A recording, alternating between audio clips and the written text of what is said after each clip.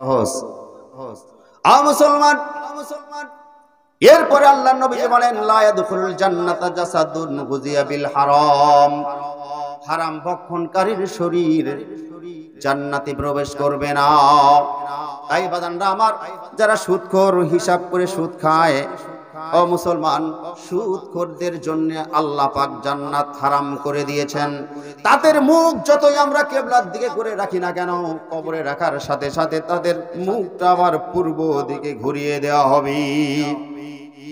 আল্লাহর রাসূল মেরাজে গেলেন, যাবার পরে দেখতে পাইলেন জাহান্নামের মধ্যে একটা রক্তের নদী। ওই রক্তের নদীর মধ্যে কিছু কিছু মানুষ সাঁতরাইতেছে, আবার তারা কিনারের দিকে আসতেছে, আবার তাদেরকে আবার ধাক্কায় ধাক্কায় ওই নদীর মধ্যে নিয়ে যাওয়া হচ্ছে, রক্তের নদী। এবার আল্লাহর রাসূল বললেন, ও জিবরাইলেরা কারা? এই পচা রক্তের নদীর মধ্যে ঝাঁপাইতেছে, আবার আসতেছে, এরা কারা? আল্লাহর রাসূলকে জিবরাইল পরিচয় করে দিলেন, ইয়া রাসূলুল্লাহ, ইয়া হাবিবাল্লাহ, এরা হলো দুনিয়াতে, ওরা যারা এই দুনিয়াতে সুদ খাইতো তাদেরকে আল্লাহ পাক এই রক্তের নদীর মধ্যে জায়গা করে দিয়েছে। মুসলমান, এই জন্য আল্লাহর রাসূল বলে দিলেন, যারা সুদ খায় তাদের জন্য জান্নাত হারাম। এরপরে বাজানরা আমার, যেমন দেখেন পুকুরের মধ্যে যারা পুকুর চাষ করেন, ওই পুকুরের মধ্যে দেখবেন মাছ চাষ করে, সারাদিন যত বড় পুকুর তত বড় বড় বেশি বেশি করে খাদ্য দেয়। সারাদিন ধরে পুকুরের মালিক এত খাদ্য দিল, দেওয়ার পরেও কিছু কিছু পোলাপান সন্ধ্যার পরে চিন্তা করতেছে এই পুকুর থেকে কিছু মাছ মারবো। ওই সময় কি করে, কিছু টোপ দিয়ে একটা বড়শি যখন ফেলে, ওই বড়শি তখন ওই মাছের মুখের সামনে এইভাবে ভাসতেছে, আর তখন তারা নিচে এত খাদ্য, ওই সময় উপরে সামান্য ছোট্ট একটা খাদ্য, ওই খাদ্যর দিকে নজর দেয়। কিছু কিছু মুরব্বী মাছ আছে, তারা তখন বলে, খবরদার, নিচে হাজারো খাদ্য তোমার মালিক তোমাকে খাইতে দিয়েছে, এইগুলি খাদ্য তুমি খাও, কিন্তু উপরের দিকে যে ছোট্ট একটা খাদ্য দেখা যাচ্ছে, এই খাদ্যটা রহস্যময়, রহস্যজনক, এই খাদ্য তুমি খাইও না। ওই খাদ্য যদি তুমি খাও তাহলে তুমি বিপদের মধ্যে পড়বা। এবার শক্তিশালী কিছু মাছ আছে, তারা বলে, কিসের কি মুরব্বী, এদের কথা কে শুনে? চারিদিকে আমার মালিক যতই খাদ্য দিচ্ছে এটাও খাবো, আবার বাড়তি কিছু ঝুলতেছে ওইটাও খাবো। এবার যখন নাকি ওই বসির দেওয়া খাদ্য ওই শক্তিশালী মাছ যখন খপ করে খেয়ে ফেলেছে বাজান, তখন উপর থেকে ওই পোলাপান যে বসিটা ফেলেছে চট করে টান দিয়েছে, আর সঙ্গে সঙ্গে ওই মাছটা উপরে উঠে এসেছে। মুসলমান, এবার মুরব্বী আর অন্যান্য মাছদেরকে বুঝাইতেছে, আমি তোমাদেরকে আগেই বলেছিলাম, আমাদের মালিক যত খাদ্য দিয়েছে আশেপাশে পড়ে আছে, এগুলা সব খাও। উপরে ছোট্ট একটা খাদ্য ঝুলতেছে, ওটা রহস্যময় খাদ্য, ওই খাদ্য যদি খাও তাহলে তোমাকে ওরা টান দিয়ে, বসির নামের একটা দানব দিয়ে তোমাদেরকে টান দিয়ে উঠায় নেবে। এরপরে তোমাকে তাজা অবস্থায় চামড়া ছিলবে, তারপরে লবণ দিয়ে, হলুদ দিয়ে তোমাকে এরকম ভাবে ভাজা পোড়া করে তারপরে তোমাকে খেয়ে ফেলবে। ও মুসলমান, ঠিক মাছ কথা শুনেনি, মাছের অবস্থা ঠিক ওই রকম হয়েছে। সারা দিকে মালিক খাদ্য দিল, এই খাদ্য খাওয়ার পরে পেট ভরে নাই, তারপরে বসির খাদ্য খাওয়ার পরে চুলার আগুনের মধ্যে যাইতে হলো। ঠিক তেমনি আমার আল্লাহ পাক ব্যবসা, ওয়াহাল্লাল্লাহুল বাইয়া ওয়া হাররামার রিবা, আল্লাহ পাক ব্যবসাকে হালাল করে দিলেন। আরো বহু ধরনের ব্যবসা বাণিজ্য আছে, টাকা পয়সা কামাই রোজগারের হাজারো রাস্তা আল্লাহ পাক বের করে দিলেন। এত হালাল রাস্তা থাকার পরেও তুমি হারাম ভাবে সুদের মাধ্যমে টাকা অর্জন করো।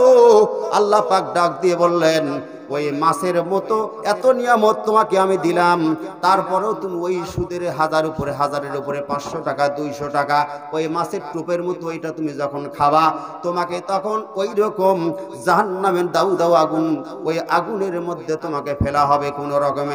কোন রকমের দাদা বাবু তোমাকে রক্ষা করতে পারবে না। মুসলমান, বুঝতে পারতেছেন কথাগুলি? যতগুলি কথা বলবো কোরআন হাদিস থেকে বলবো, বাড়তি অযথা কিচ্ছা কাহিনী মিথ্যা কথা আমার বলার অভ্যাস নাই। যতটুকু পারি কোরআন হাদিস থেকে বলার চেষ্টা করি বাদানরা আমার। তাহলে বোঝা গেল 2 নম্বর ওই ব্যক্তি যার মুখ কিবলার দিকে থাকবে না, তিনি হলেন কে? সুদখোর। এবার আছেন 3 নম্বর, অহংকারী।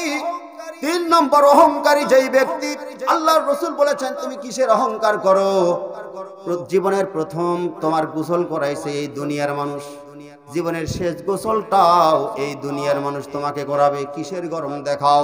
এই দুনিয়ার সব মানুষ, তুমি যেদিন দুনিয়াতে আসো তোমাকে উলঙ্গ দেখছে, আবার এই দুনিয়ার থেকে যেদিন তুমি চলে যাবে এই দুনিয়ার মানুষ তোমাকে উলঙ্গ দেখবে, ঠিক কিনা বলেন?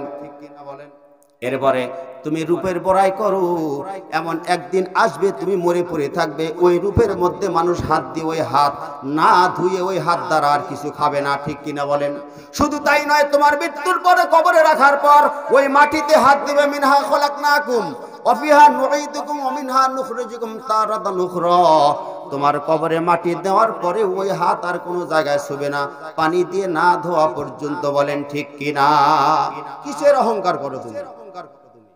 কি তোমার অহংকার? এত দামি মানুষ তুমি, তোমার ভিতরে পায়খানা আছে, ঠিক কিনা?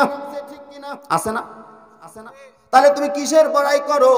অর্থ সম্পদের বড়াই করো? না না, তোমার চেয়ে ধনী কিন্তু কম ছিল না, হলো কারুনের সম্পদের এত পাহাড়, 70টা উটের গাড়ি লাগতো তার গোডাউন ঘরের চাবি বহাইতে। একটা হাতের মধ্যে কতগুলো গোডাউনের চাবি আটবে, আর 70টা উটের গাড়ি লাগতো কারুনের সম্পদের আপনার সেই গোডাউন ঘরের চাবি বহাইতে। তাকেও আল্লাহ পাক মাটির সাথে মিশায় দিয়েছেন। আপনি কিসের অহংকার করেন? অহংকার হলো 3 প্রকার। আত-তাকাব্বুরু আলাল্লাহ, আল্লাহর সাথে অহংকার। আত-তাকাব্বুরু আলাল মুরসালিন, 2 নম্বর হলো আল্লাহর নবীদের সাথে অহংকার। 3 নম্বর আত-তাকাব্বুরু আলান নাস, মানুষের সাথে অহংকার করে কি করে না? আল্লাহর সাথে অহংকার করেছে ফেরাউন। ফাকালা আনা রাব্বুকুমুল আ'লা। ওই সময় ফেরাউন মুসাকে বলেছিল, আমি আল্লাহ, আমি কি তোমাদের রব নই? এবার মুসা কালিমুল্লাহ বলেছিল, আপনি যে আমাদের রব আল্লাহ কি করেন জানেন? মরা মানুষকে জীবিত করেন, জীবিত মানুষকে আবার মেরে ফেলেন। এইরকম ক্ষমতা আমার আল্লাহর। ফেরাউন বলতেছে, এইরকম ক্ষমতা আমারও আছে। তোমার আল্লাহ কি ক্ষমতা? বলে, আমার আল্লাহর ক্ষমতা ইহয়ী ওয়া ইউমীত, আল্লাহ পাক মৃত্যুকে জীবিত করেন এবং জীবিতকে মৃত্যু বানান, এই ক্ষমতা আমার আল্লাহর আছে। এবার ফেরাউন জেলখানার মধ্যে থেকে 2 জন আসামি নিয়ে আসলো। আনার পরে একজনকে জবহ করে দিল আর একজনকে ছেড়ে দিল। বলতেছে, দেখো তো আমার কত ক্ষমতা, আমি একজনকে ছেড়ে দিলাম আর একজনকে মেরে ফেললাম। এবার ডাক দিয়ে বললেন, ইউলিজুল লাইলা ফিন নাহারি ওয়া ইউলিজুন নাহারা ফিল লাইল, আমার আল্লাহ পাক রাতকে দিন করতে পারে, দিনকে রাত করতে পারে, তুমি করে দেখাও। ফেরাউন আর পারে না। ও মুসলমান, এই জন্য আল্লাহ পাক বলেছেন ফেরাউন অহংকার করেছে। আত-তাকাব্বুরু আলাল্লাহ, আল্লাহর সাথে অহংকার করেছেন। অহংকারীর মুখ আল্লাহ পাক কিবলার দিকে রাখবে না। এরপরে বাদান আমার আত-তাকাব্বুরু আলাল্লাহ, আল্লাহর সাথে অহংকার করেছিল নমরুদকে ওই কথা বলে দিয়েছেন। হযরত ইব্রাহিম আলাইহিস সালাতু ওয়াস সালাম ওই কথা বলে দিয়েছেন যে আমার আল্লাহ পাক পূর্ব দিকে প্রতিদিন সূর্য ওঠে আর পশ্চিম দিকে ডুবায়। এবার বলো তো, তুমি যে নমরুদ আল্লাহ বলে দাবি করতেছো, আগামী কালকে সকাল বেলায় তুমি সূর্যটা পশ্চিম দিক থেকে উঠাবা। তখন তার মুখ বাঁকা হয়ে গেছে। মুসলমান, এরপরে আসেন নবীদের সাথে অহংকার।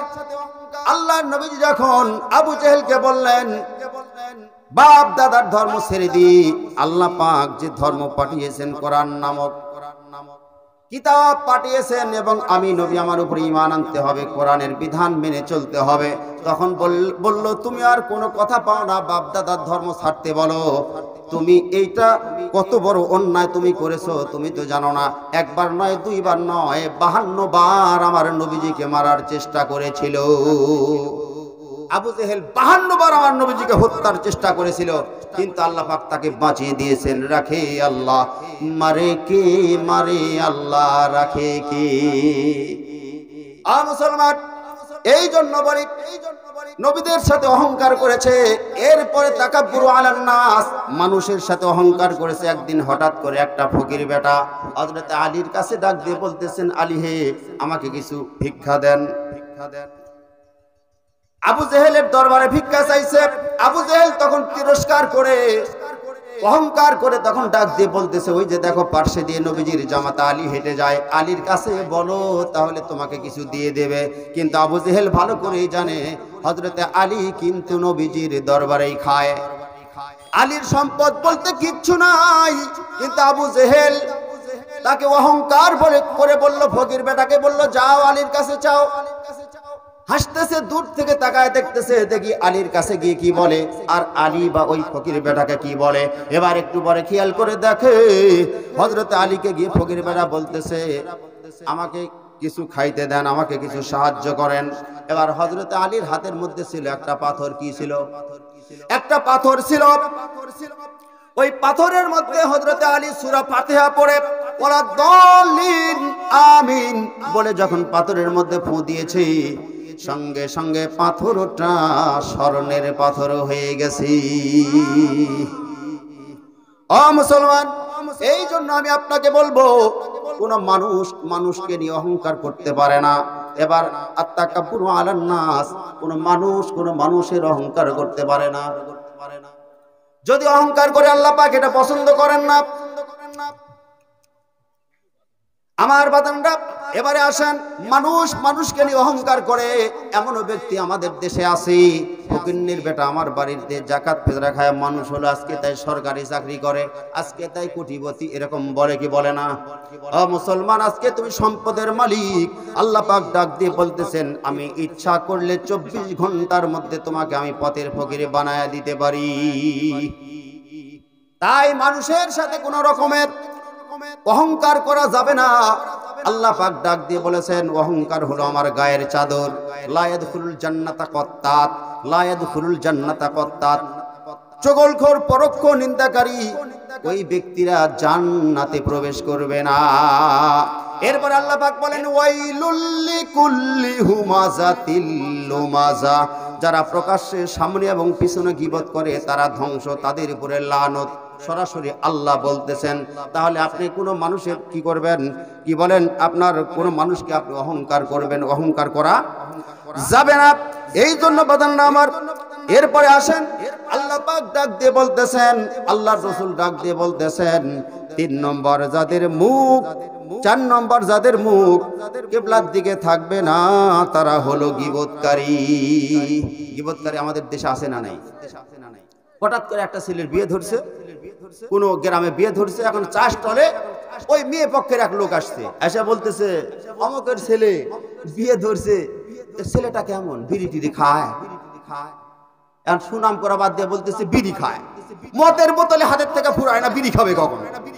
কি বলেন? বলতেছে ছেলে ভালো না মন্দ, আপনি বলতেছেন হাতের থেকে মদের বোতলই ধোয় না, বিড়ি কখন খাবে? বিড়ি খাওয়ার সময় আছে। ওরা চিন্তা করতেছে সর্বনাশ, আমরা চিন্তা করতেছি বিড়ি খায় কিনা, আর ইয়ে বলতেছে মদের বোতলে হাতের থেকে নামায় না, বিড়ি কখন খাবে? বিড়ি খাওয়ার সময় নাই। ও মুসলমান, যাই হোক, কথা তখন মনে হয়ে গেল। আর একটা কথা বলি, ওই বিড়ি খাওয়ার একটা গল্প আমি কিন্তু মনে হয় বলেছিলাম গতবার, আবারও বলছি। ওই বলছে যে, এই সলিমধ্যে আমি যে তোকে ক্লাস 1 থেকে বিএ পাস করালাম, তুই আমার জন্য দোয়া টোয়া করিস তো? বলে হ্যাঁ স্যার দোয়া করি। কি দোয়া করিস? স্যার আপনার জন্য দোয়া করি, আল্লাহ যেন আপনাকে জাহান্নামে দেয়। কয় কি সর্বনাশ! শয়তান কয় কি রে, আমাকে জাহান্নামে দেয় আল্লাহ, এই কোন কথা? বলতেছে হ্যাঁ স্যার আমি এই দোয়াই করি। বলে কেন? বলে হুজুরেরা বলছে জাহান্নামে আগুন থাকে। বলে হ্যাঁ থাকে। সারাদিন সিগারেট ধরানোর জন্য আপনি আমাকে কমপক্ষে 10 বার কোন এই সলির মধ্যে আগুন নিয়ে আমি সিগারেট ধরাবো। আমি তখন দোয়া করি, আল্লাহ আমার স্যার মারা গেলে সে যেন জাহান্নামে যায়। আপনি জাহান্নামে যাবেন, আগুন আছে, আগুন নেবেন, সিগারেট ধরাবেন, আমাকে আর ডাকা লাগবে না। ঠিক কিনা বলেন? তাই হচ্ছে না? তাই আমি দুঃখ লাগে, এমনও স্বামী আছে স্ত্রীকে বলে বিড়ি চুলার থেকে ধরা নিয়ে এসো। এখন চুলার পাত্রে ধরা নিয়ে আসতে আসতে নিভা যায়, সাওয়ালের মা বুঝা না, তুই একটা টান দিতে পারো না। এই হতে হতে আমার দেখা প্রমাণ মিথ্যা বলছি না, সাওয়ালের বাপের সাথে সাথে সাওয়ালের মাও বিড়ি খাওয়া শুরু করে দিছে। বিসমিল্লাহ ছাড়াই নাউজুবিল্লাহ। এরপরে 5 বছরের একটা বাচ্চা বিড়ি খাচ্ছে, 7 বছরের। আমি বললাম কিভাবে বিড়ি খাও? আমার আব্বা কয় বিড়ি ধরা নিয়ে আসতে আসতে নিভে যায়, বাপ দেখতে পায় না, আমি আবার 2 টান দিই। যে দেশের যত বিড়ির মতো আছে সব আমি খায়া শিখে নিছি বিড়ি খাওয়ার মধ্যে কি আছে। আমিও বিড়ি খাইতাম, সিগারেট খাইতাম, কিন্তু ওগুলার গন্ধ আমার সহ্য হয় না, একেবারে বমি আসে। যাই বিড়ি খায়, ওর পোশাক গন্ধ, আর হাত গন্ধ, পাও গন্ধ, ওর পেটের কলব গন্ধ, সব গন্ধ। তাই অনেকে বলে বিড়ি খাওয়া যা পান খাওয়া তাই। খবরদার, বিড়ির গন্ধ আর পানের গন্ধ আসমান জমিন কম বাড়া। ঠিক কিনা বলেন? তবুও জর্দা যে আমরা খাই এটাও খাওয়া অন্যায়, এটাও যদি কেউ বাদ দিতে পারে এটাও আরো উত্তম। সবচেয়ে কিছু না খাওয়া এটা বেশি উত্তম। তো যাই হোক বাদান আমার, এবার আসেন 4 নম্বরে আল্লাহর নবীজি বললেন যারা গীবতকারী তাদের মুখটা কিবলার দিকে থাকবে না। বাজানরা আমার, এবার যারা গীবত করে আল্লাহর রাসূল বললেন, আল্লাহর রাসূল হাদিসের মধ্যে বললেন লা ইয়াদখুলুল জান্নাতা কাত্তাত, চগলখোর পরোক্ষ নিন্দাকারী বেহেশতে প্রবেশ করিবে না। এরপরে আল্লাহ পাক আরেকটি আয়াতের মধ্যে বললেন ইয়া আইয়ুহাল্লাযীনা আমানু জতানিবু কাসীরাম মিনায-যন ইন্না বা'দায-যন, তোমরা হে ঈমানদারগণ তোমরা কুধারণা থেকে, অনেক ধারণা থেকে নিজেকে বিরত রাখো। অনেক সময় আমরা অনেক মানুষকে নিয়ে অনেক ধান্দা করি, কিন্তু ধারণা মিথ্যা হয়ে যায়, হয় কি হয় না?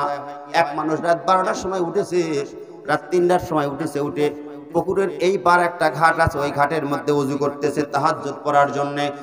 আর দেখা গেল পুকুরের ওই পার আরেকটি ঘাট আছে, ওই ঘাটের মধ্যে একজন ব্যক্তি চুরি করে এসে হাত পা ধুচ্ছে। এবার যে ব্যক্তি চুরি করে আসছে ওই ব্যক্তি চিন্তা করতেছে আমি একাই চুরি করিনি, পুকুরের ওপার আরেকজনের শব্দ পাওয়া যায় হাত পা ধোয়া, ও মনে হয় চুরি করে আসছে।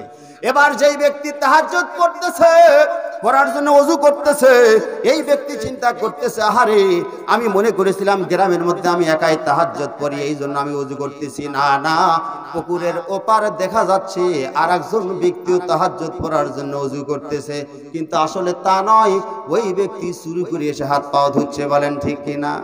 আর যে ব্যক্তি চুরি করছে ও চিন্তা করতেছে আমি একাই চোর, না চোর আরো আছে, আসলে ওই ব্যক্তি চোর না, তাহাজ্জুদ গুজারি বান্দা। তাহলে আল্লাহ পাক সত্য বলছেন না মিথ্যা বলছেন? আল্লাহ পাক বলছেন মানুষকে ধারণা করো না, অধিকাংশ ধারণা তোমাদের মিথ্যা। বলেন ঠিক কিনা? আল্লাহ পাক যেই কথা বলেছেন তার উপরে বেশি পণ্ডিতগিরি করতে যাবেন না। ওই যে আমার আব্দুল হান্নান মামা গত বছর ওয়াজ করলেন, একজন ব্যক্তি লাউর গাছের নিচে বসে আছে, আপনার বট গাছের নিচে বসে থেকে চিন্তা করতেছে এত বড় বট গাছ, পাইকরের গাছ, এই পাইকরের গাছের মধ্যে একটু একটু ছোট্ট ছোট্ট লাল লাল ফল, আর হেল ফেলে একটা গাছ, লাউর গাছ, বিলাতি লাউ, মিষ্টি কদু যাকে আমরা বলি, এই হেল ফেলা গাছ দাঁড়াতে পারে না। এই ছোট্ট গাছে এত বড় বড় ফল আল্লাহ দিছে। আল্লাহর এত বড় বুদ্ধি বেশি। কে বলেছে আল্লাহর বুদ্ধি? কে বলেছে বুদ্ধিমান আল্লাহ? এইগুলি দেখে নষ্ট হয়ে গেছে আমার কাল্লা। এবার চিন্তা করতেছে, এমত অবস্থায় দেখা গেল ও মুসলমান, এমত অবস্থায় দেখা গেল যে ওই একটু পরে একটা পাখি যখন এসে ওই ফলের উপরে পড়েছে, পাইকরের গাছের একটা ফল, ওই ব্যক্তির নাকের ডগার উপরে পড়েছে, সঙ্গে সঙ্গে লাফ দিয়ে উঠে বসে বলতেছে আলহামদুলিল্লাহ। বলে আলহামদুলিল্লাহ বলে কেন? ওরে সর্বনাশ, একটু আগে চিন্তা করলাম যে আল্লাহ পাক এত বুদ্ধিমান, কিন্তু এখানে একটু ভুল করছে। ওই বিলাতি লাউ, এত বড় মিষ্টি কদু, এই ফলটা যদি পাইকরের গাছের উপরে দিত, আর আমি যেভাবে শুয়ে আছি ওই একটা পাইকরের ফল আমার নাকের উপরে পড়লো, ছোট্ট ফল, তাই নাক টের পায়নি। যদি 10 কেজি 5 কেজি ওজনের একটা মিষ্টি কদুর মতো ফল পাইকরের কাছে থাকতো, আর ওটা আমি ছলির মধ্যে আমার নাকের উপরে পড়তো, এই নাক মুখ নিয়ে বউ সালের মুখ দেখা আজকে আর ভাগ্যে হতো না। ঠিক কিনা বলেন? তাই আল্লাহ পাক যা করছে ঠিকই করছে, সঙ্গে সঙ্গে আল্লাহর কুদরতি ভাবে সিজদায় পড়ে গেছে। ও মুসলমান, এই জন্য আমি বলি আল্লাহ পাক ডাক দিয়ে বলছেন কুধারণা থেকে, অনেক ধারণা থেকে নিজেকে মুক্ত রাখো। আল্লাহ পাক ডাক দিয়ে বললেন তোমরা যারা কুধারণা করবে, আল্লাহর রাসূল বললেন এইভাবে যারা মানুষকে নিয়ে কুধারণা করে গীবত করবে, অমুক ব্যক্তি এই করে সেই করে হেন তেন, আসলে কিন্তু এগুলি প্রমাণ নাই। এইভাবে একটা মানুষের বিরুদ্ধে তহমত লাগায়া দিলেন, ওই মানুষ যদি ওইটা না করে তাহলে আল্লাহ পাক ওই কাজ আপনাকে করায়া তারপরে আপনাকে কবরে নেবে। ও মুসলমান, এই জন্য আসেন গীবত শিকায়ত থেকে আমাকে আপনাকে বাঁচতে হবে। এই জন্য যারা গীবত থেকে বাঁচবে না, মৃত্যুর পরে তাদের মুখ কিবলার দিকে থাকবে না। এরপরে বাদান আমার 5 নম্বর, অপরের হক নষ্ট যারা করবে। কার হক? অপরের হক যারা নষ্ট করবে তাদেরকে আল্লাহ পাক তাদের সম্পর্কে ডাক দিয়ে বলতেছেন ওয়ালা তাকুলু আমওয়ালাকুম বাইনাকুম বিল বাতিল ওয়া তুদলু বিহা এরপরে আল্লাহ পাক আরেক আয়াতের মধ্যে বললেন, ইয়া আইয়ুহাল্লাযীনা আমানু লা তাকুলু আমওয়ালাকুম বাইনাকুম বিল বাতিল।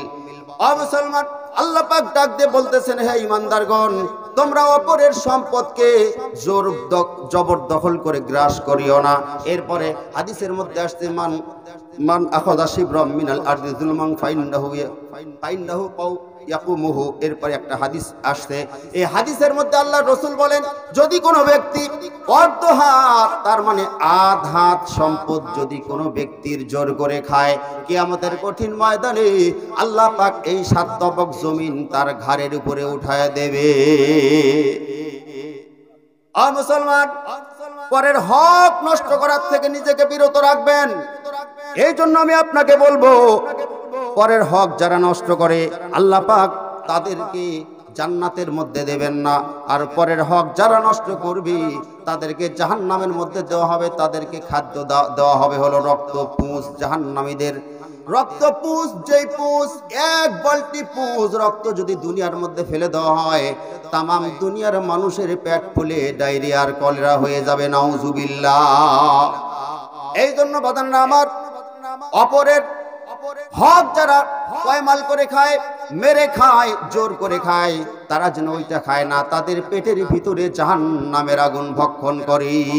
কিয়ামতের কঠিন ময়দানে এতিমের হক নষ্টকারী, এরপরে আপনার জনগণের হক নষ্টকারী যারা হবে, ওরা জমিনের মধ্যে শুয়ে থাকবে, তাদের পেটটা আসমান বরাবর থেকে যাবে, তাদের পেটটা কাঁচের মতো পরিষ্কার করে দেওয়া হবে।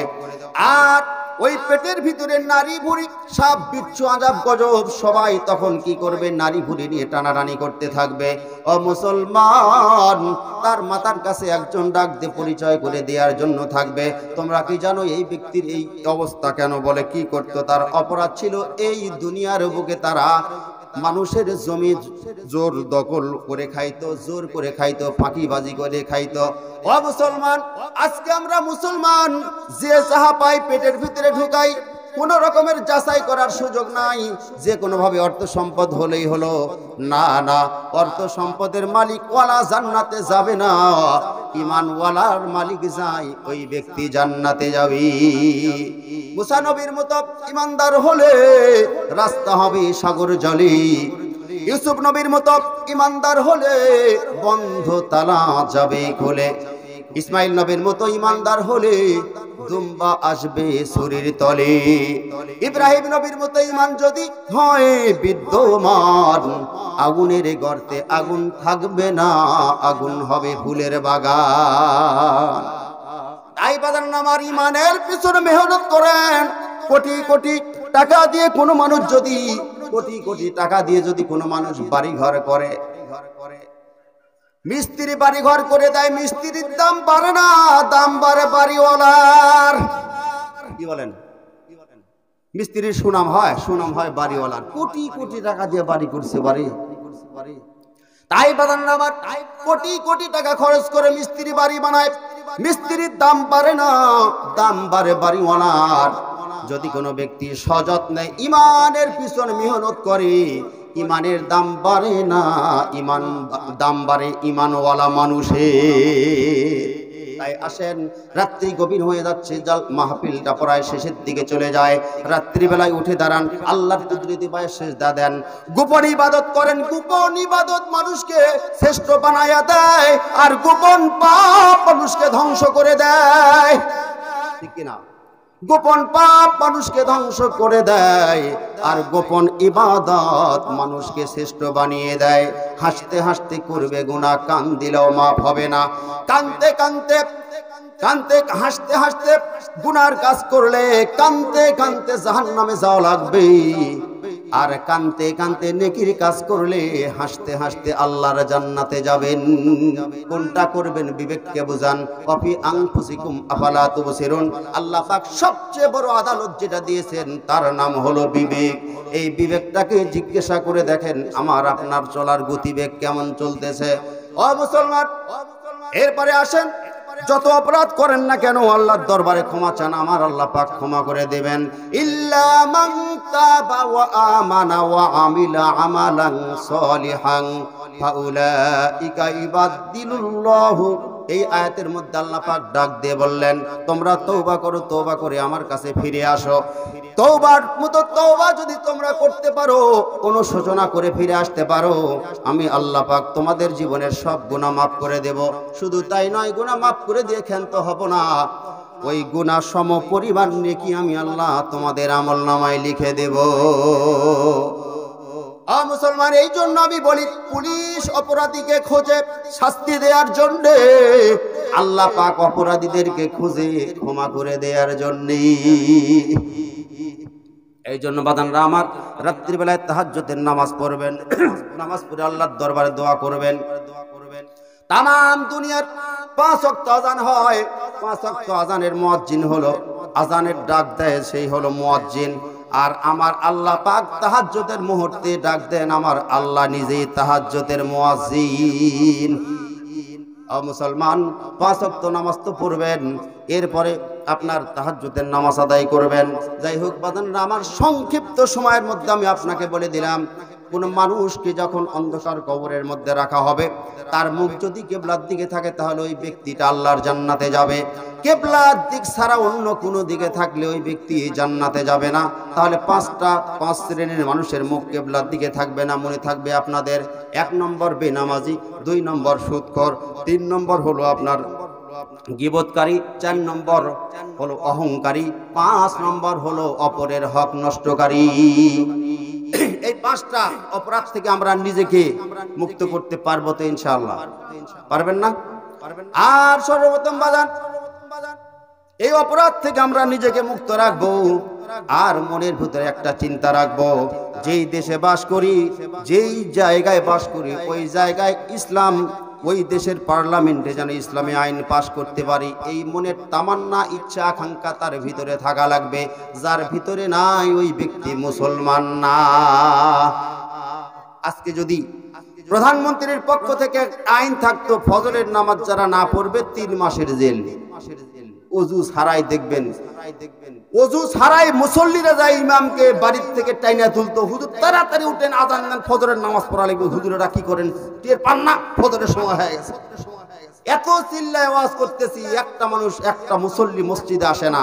সরকারের আইন নাই, সরকারের আইন পার্লামেন্ট থেকে যে পাশ হয় তাহলে সবাই নামাজি হবে, এই চিন্তা আপনার ভিতরে থাকার দরকার আছে না নাই? মুসলমান, যারা এই দুনিয়ার থেকে বিদায় নিয়ে চলে গেছে, তারা আফসোস করতেছে, আল্লাহ আর একটা বার সুযোগ করে দাও, আমরা দুনিয়াতে গিয়ে সিজদা দিব।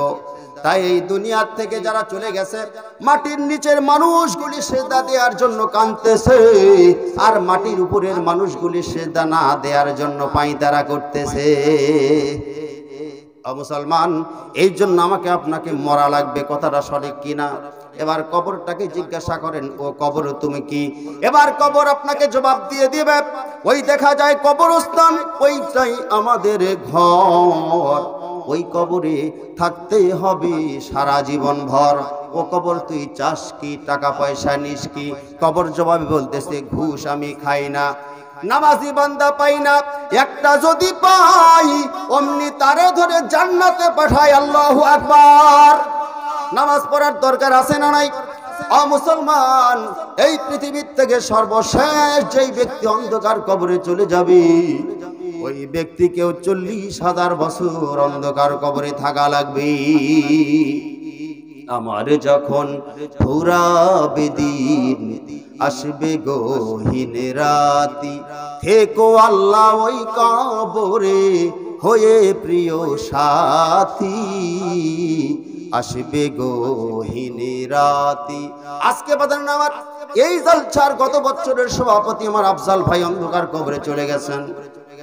জীবনে যতটুকু সময় অযথা নষ্ট করেছেন, আজকে দেখেন কবরের মধ্যে উনি বলতেছেন, এই মাইকের আওয়াজ কিন্তু ওই কবর পর্যন্ত যাচ্ছে বাদান।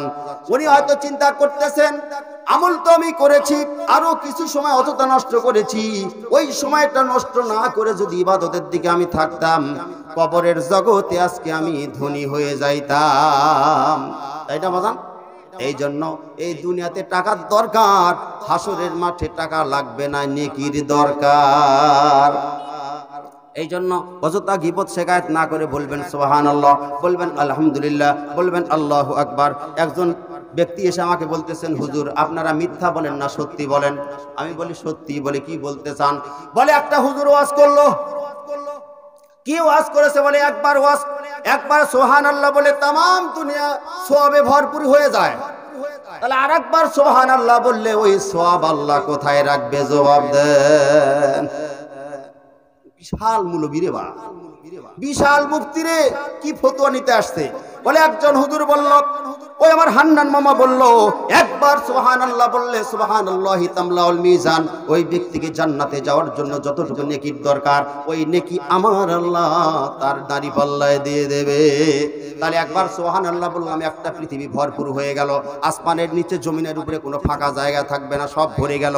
পরের বার আবার সুবহানাল্লাহ বললাম, ওই নেকি আল্লাহ কোথায় রাখবে বলেন?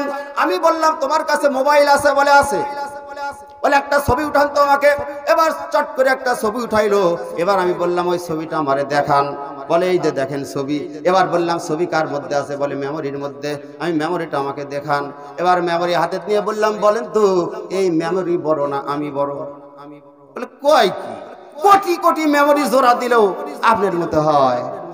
আমি বললাম আবার মেমোরি ঢুকাও, দু একটা পাহাড় পর্বতের ছবি আমাকে দেখাও। বলে তামাম দুনিয়ায় এই মেমোরির মধ্যে আছে, সব ভিডিওর মধ্যে দেখা যায়। আমি বললাম ৩.৫ একটা মানুষ বড় নাকি তোমার মোবাইলের মনিটর বড়? বলে না মানুষ বড়। একটা পাহাড় বড় নাকি একটা মোবাইলের মনিটর বড়? একটা মেমোরি বড় নাকি গোটা বাংলাদেশ বড়? বলে মেমোরির চেয়ে বাংলাদেশ বড়। বলে বৈজ্ঞানিক ছোট্ট একটা মেমোরির মধ্যে তাম পৃথিবীটাকে বুদ্ধি করে যদি ছোট্ট একটা মেমোরির মধ্যে ঢুকাতে পারে রে পাগল, তাহলে তুমি 1000 বার সুবহানাল্লাহ বললে ওই নেকি কি আমার আল্লাহ পাক আল্লাহর কাছে একটা মেমোরির মধ্যে ঢুকাতে পারে না? ডাক দিয়ে বলতেছে, হুজুর আমারে তওবা পড়ায়া দেন, আল্লাহ সম্পর্কে কুধারণা যেই ব্যক্তি করবে সেই পাগল। আমি এতদিন ছিলাম পাগল, আজকের থেকে আমি আল্লাহর জিকির ছাড়া আর কিছু করব না। বলেন সুবহানাল্লাহ। শয়তানেরা বসে থাকে সুবহানাল্লাহ কব, ওই নাকি আল্লাহ কুটি থুবি নি, এই চিন্তায় সুবহানাল্লাহ কয় না। তোমার ছোট্ট একটা মাথার ব্রেনের দ্বারাই যদি মেমোরির মধ্যে তামাম পৃথিবী সৌরজগৎ, একটা সূর্য এই পৃথিবীর চেয়ে 13 লক্ষ গুণ বড়। বলেন সুবহানাল্লাহ। এই পৃথিবী 13 লক্ষ পৃথিবী সূর্যের ভিতরে ঢুকালেও চতুর্দিকে জায়গা থাকবে, চতুর্দিকে 500,000 বছরের রাস্তা। বলেন সুবহানাল্লাহ। তাহলে আল্লাহ পাক আপনার আমার সওয়াব হওয়ার জায়গা নাই। তাই বাদান আমার নেকি বেশি বেশি করে অর্জন করি, কবরে যাওয়া লাগবে সেই চিন্তা করি। কবরে কি করে রবে একা একা, কবরে কি করে রবে একা একা, অন্ধকারে বাতি নাই, বন্ধ ঘরে সাথী নাই, তোমার প্রিয়াও তোমায় দেবে না দেখা, কবরে কি করে রবে একা একা। বালিশি নাই মশারি নাই, কেমন করে ঘুমাবে ভাই? ঠিক কিনা বলেন? বালিশি নাই মশারি নাই, কেমন করে ঘুমাবে ভাই? নাই এয়ার কন্ডিশনের ঠাই, নাই হিটার পাখা, নির্জন নিরালা নিঝুমে, শীত গরমে একই রুমে, নির্জন নিরালা নিঝুমে, শীত গরমে একই রুমে, থাকতে হবে টানা ঘুমে, বিধাতার লেখা, কবরে কি করে রবে একা একা। দামি গাড়ি পাকা বাড়ি, টাকা পয়সা কারি কারি, ছেড়ে দিতে হবে পারি, যাবে না থাকা। ঠিক কিনা বলেন? তোমার বসার চেয়ার, টাকার সিন্ধু, আত্মরক্ষার পিস্তল বন্ধু, পরে রবে বিশাল মূল্য প্রিয় এলাকা, কবরে কি করে রবে একা একা। এক মুহূর্ত যে সন্তানে না দেখলে ঝড় ওঠে প্রাণে, তাদের ছেড়ে গোরস্থানে থাকবে যে একা। ঠিক কিনা বলেন? আমার আফজাল ভাইয়ের 3টা 4টা মেয়ে, ওই মেয়েটাকে না দেখলে আফজাল ভাই থাকতে পারতো না, কিন্তু আজকে করসমারিয়া কবরস্থানে পড়ে আছে। আসার মতো দক্ষতা, ক্ষমতা, যোগ্যতা সব আল্লাহ পাক হারিয়ে দিয়েছে। বলুন তো ওই দিন আপনার আমার সামনে আছে না নাই? এক মুহূর্ত যে সন্তানে না দেখলে ঝড় ওঠে প্রাণে, তাদের ছেড়ে গৌরস্থানে থাকবে যে একা। তারা বছরে দু একবার পাশে যাবে জিয়ারতের আসে, তারা বছরে দু একবার পাশে যাবে জিয়ারতের আসে। কোটি বছর সবুজ ঘাসে কবর থাকবে যে ঢাকা, কবরে কি করে রবে একা একা। ভাবো কবরে কি করে রবে একা একা। সম্মানিত বাজানরা আমার, ওই কবরে একা থাকবেন। কিতাবের মধ্যে দেখলাম ৬টা জিনিস আপনাকে কবরে আপনাকে একা থাকতে দেবে না, আপনার পাশে বসে বসে আপনাকে সাহায্য করবে। বলেন সুবহানাল্লাহ। ১ নম্বর, ডান দিকে থাকবে রোজা আর বাম দিকে থাকবে, ডান দিকে থাকবে নামাজ, বাম দিকে থাকবে রোজা। পায়ের নিচে থাকবে দান খয়রাত, মাথার উপরে থাকবে কোরআন তেলাওয়াত। এগুলো করেন তো? সব পারে, আল্লাহর কোরআন পারে না। হান্নান হুজুর বিশাল মাওলানা, ইংরেজি পারে, ইংরেজি পারে যে ওই জন্য হাসিচ্ছে। আমি বলি হুজুরেরা ইংরেজি পারে না এই জন্য তুমি হাসো, তুমি কোরআন পারো না এই জন্য ইবলিস শয়তান হাসে। ঠিক কিনা বলে? যার ভিতরে কোরআন নাই তার অন্তরের মধ্যে শুধু শয়তানের ঘরবাড়ি। এই জন্য আসুন আজকের থেকে সবাই কোরআন হাদিস ধরি, সবাই মিলে আমল করি। আমল করতে করতে যদি মরি, আল্লাহ পাক করে দিবেন জান্নাতের মধ্যে বাড়ি, দিয়ে দিবেন আল্লাহ পাক আপনাকে ৭০টা হুরি, আর খাইতে দিবেন তারা জান্নাতের মুড়ি। জীবনে নষ্ট হবে না ভুরি, তারা হবে ১৬ বছরের ছুরি, তারা হবে জান্নাতের সেই ৭০টা হুরি, তারা হবে হুরে আয়না। তাদের কাছে আপনি ধরবেন বায়না, খাইতে দিবে জান্নাতের একটা আঙ্গুর ফল। একটা আঙ্গুর ফল খাইতে সময় লাগবে ৮০ বছর। বলেন সুবহানাল্লাহ। ওয়াদানিয়াতান আলাইহিম যিলালুহা ওয়া যুল্লিলাত কুতুফুহা তাযলীলা। আল্লাহ পাক ডাক দিয়ে বলছেন জান্নাতীদের কাছে জান্নাতের ফলগুলি তাদের আয়ত্তাধীন করে দেওয়া হবে। ও মুসলমান, আপনি যখন হুরে আয়নাকে ডাক দিয়ে বলবেন, ও হুরে আয়না, আমি তোমার কাছে ধরলাম বায়না, একটা আঙ্গুর ফল আমারে খাইতে দাও। ওই হুরে আয়নার হাত দিয়ে আপনাকে একটা আঙ্গুর ফল খাইতে দেবে। আপনি তখন আঙ্গুর ফলটা খাইতে থাকবেন আর ওই হুরে আয়নার দিকে তাকাইতে থাকবেন। ওই হুরে আয়না কেমন করে বলা হয়েছে? ওই হুরে আয়নার গালের মধ্যে পুরা আপনার পুরা বডি এবং আপনার চেহারা হুরে আয়নার গালের মধ্যে দেখা যাবে। আজকে সাধারণ বাংলাদেশ